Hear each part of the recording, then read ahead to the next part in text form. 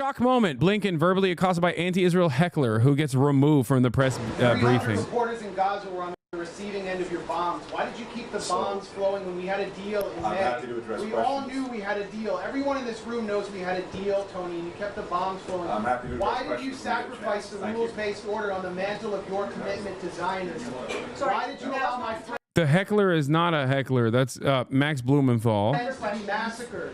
Why did you allow my friends' homes in Gaza to be destroyed when we had a deal in May? You helped destroy our religion, Judaism, by associating with fascism.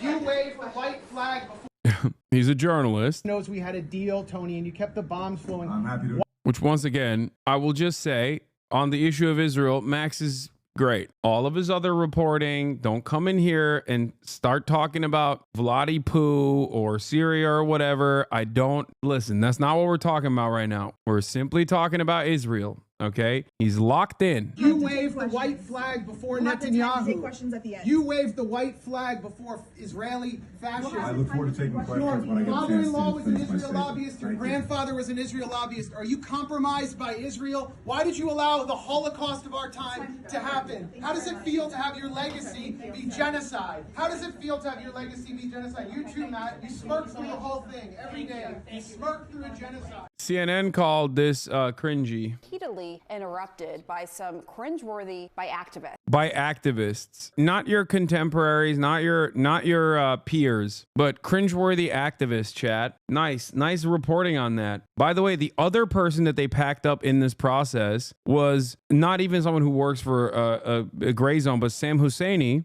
who was violently and physically apprehended. I was seriously manhandled, but I'm back at home, he says. Thanks for all the support, folks. My intention was to ask tough questions at every opportunity during the news conference, which state personnel obviously cut short. The names of those who have been arbitrarily and unfairly held hostage, unjustly held hostage, and bringing them home, returning them to their families, returning them to finally. Get your hands off me. Get your hands off me. Get your hands off me. Get your hands off me. Answer a damn question. Do you know about the Hannibal Directive? Do you know about Israel's nuclear weapons? Everybody from the ICJ. I was sitting here quietly, and now I'm being manhandled by 2 or 3 people. You pontificate about a free press. You pontificate about a free press.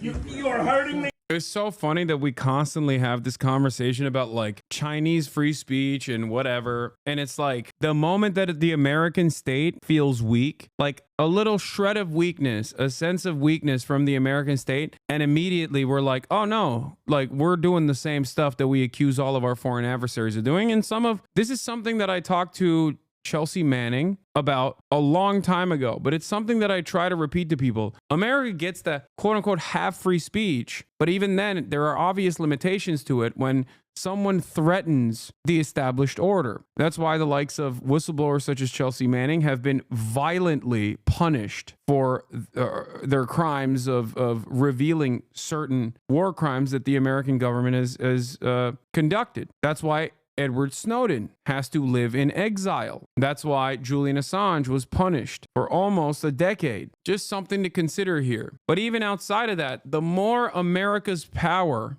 diminishes on the global stage, the more you will see how hard they crack down on free press and free speech in general. And we still have an awesome amount of power on the global stage, and yet we're already doing this stuff. Just so you understand. It's going to get worse, by the way. You are hurting me. You are hurting me. I'm asking questions after being told by Matt Miller that he will not answer my questions until I ask him Please, sir, questions. respect the process. We'll have an opportunity to take questions. Wasn't the point of the May 31st statement to block the ICJ orders? You blocked the ICJ order. Please, sir, respect the process. Thank you. Like room full of journalists, room full of State Department journalists. Okay, these are NatSec reporters. Like some of these guys these guys are like 20-year, 30-year veterans in the field. Okay, this is a Democratic administration doing this, by the way. Oh, respect the process. Respect the process while everybody from Amnesty International, to the ICJ is saying that Israel's doing genocide and extermination. You're telling me to respect the process. Criminal! Why aren't you in The Hague? Why aren't you in The Hague? Why aren't you in The Hague? Finally, we've worked to modernize our diplomacy so that Yeah. Incredible, dude. Yeah. Imagine if Anthony Blinken was Chinese, dude. How much media coverage? What do you think CNN would say if this was happening in communist China? And not to say that it like there is free press or free speech in communist China or whatever. I'm not even claiming that. Okay. But just think, how would CNN cover this instance? How would CNN cover it? Do you think this is what they would say? As you heard, he was repeatedly interrupted by some cringeworthy heckling by activists. I mean, we were both sitting here pretty stunned, frankly. This is supposed to be a press conference with a room of journalists. Those were activists who were interrupting the Secretary of State when he initially was thanking the press and talking about the Israeli. Yeah, I think it's really surprising. A lot of our viewers will have seen protests on Capitol Hill, for example, during confirmation hearings, but it's very rare for something like that to happen at the State Department. I'm over there all the time. Yeah, because Sam Husseini was apprehended violently, not because he was like doing a cringeworthy protest, but for simply asking questions that they were both journalists. Yes, both Max Blumenthal of Gray Zone and Sam Husseini are both like credentialed journalists that are allowed to be in that room. They're NatSec reporters. You might not like all of their output. Okay, you might not like all of their coverage. You might not agree with them ideologically. Just imagine if Biden is doing a press conference and they do this to like to Douchey, okay, the Fox News reporter. They just come in with, you know, cops and pick him up. What do you think Fox News would do in that situation? Are you joking? And it wouldn't just be Fox News either. CNN would also be very upset. They would absolutely rip into the Biden administration. So CNN didn't even know they were journalists? No, they're just lying. That's the point. They know that they're journalists. But of course, it looks weird if they actively call them journalists, NatSec reporters. Then it calls into question why a mainstream media outlet, a legacy publisher, is on board with the State Department violently apprehending and kicking aside a credentialed reporter. So they can't say that. They have to simply say, "Oh, it's just a it's not a, you know, it's a cringe activist." Look at this. Look, Sam Husseini is routinely credentialed as a reporter to participate in State Department press briefings, and CNN Chiron says interrupted by man asking questions like it was some heckler who snuck into the room. CNN is going to complain day in, day out during Trump's administration about how they're mistreated, like they did during his first term, but they can't even call this out. Reporters shouldn't be dragged out of briefings and then detained and arrested. You are hurting me. You are hurting me. You are hurting me. I am asking questions after being told by Matt Miller that he will not answer my questions until I'm asking questions. Wasn't the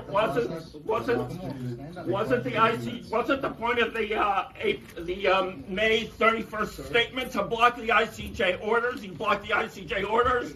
Please, sir, respect the process. Oh, respect the process. Respect the process. Well, everybody from Amnesty International. From Amnesty International to the ICJ saying that Israel's doing genocide and extermination, and you're telling me to respect the process. Criminal! Why aren't you in the Hague? Why aren't you in the Hague? Like, I get that these guys operate on a decent amount of Western chauvinism, a decent amount of like unexamined, resilient white supremacist attitudes.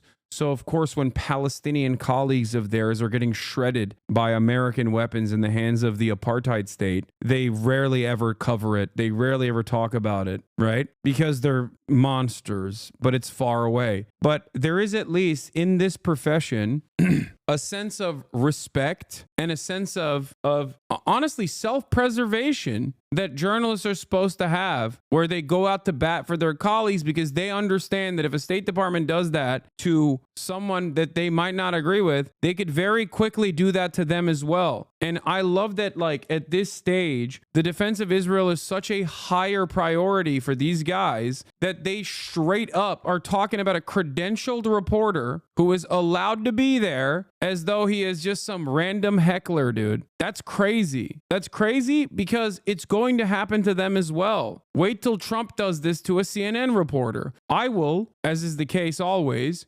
defend them Okay, I will not be defending the Trump administration for being like, oh, bad vibes overall from CNN reporters, so they deserve it. I would defend it if this happened to a Fox News reporter for asking questions. Trump did it to a CNN reporter back then, and Fox News was the first to call it out. Exactly. There's like solidarity amongst reporters, especially in like America, okay? If this were to happen to any other reporter, all hell would break loose in media. This is exactly the type of like self-interested media fancy that reporters love covering over and over again. They love considering themselves to be like brave warriors that have that are facing serious repercussions for reporting on or engaging in what they consider as like adversarial journalism. But when actually adversarial journalism is happening at the State Department press briefing by a credentialed reporter, they cast him aside as though he is just some random heckler. You need to have a reason to be at the State Department. You need to have an appointment. You need to have press accreditation to come and go. So it's